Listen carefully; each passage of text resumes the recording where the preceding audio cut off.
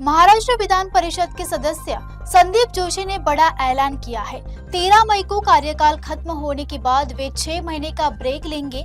उन्होंने साफ किया, यह संन्यास नहीं बल्कि स्वास्थ्य कारणों के लिए लिया गया अस्थायी विराम है। मी याबाबत माननीय देवेंद्रजी फडणवीसांशी चर्चा केली।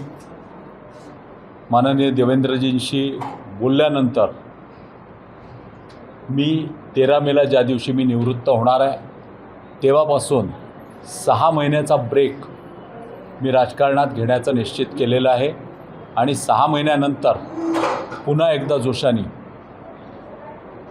काही फिजिकल इश्यूज आहेत ते सर्व दूर करून 6 महिन्यांनी मी पुन्हा आज समाजसेवेमध्ये मी निश्चित निरंतर राहणार आहे, क्रीडा क्षेत्रामध्ये मी निरंतर राहणार आहे।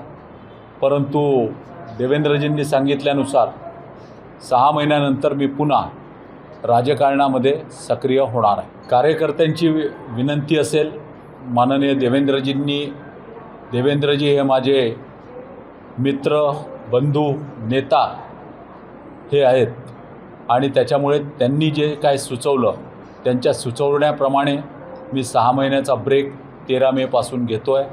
6 महिन्यानंतर पुनश्च एकदा फिनिक्स पक्षाप्रमाणे भरारी घेऊन राजकारणामध्ये मी पुन्हा सहभागी होणार आहे।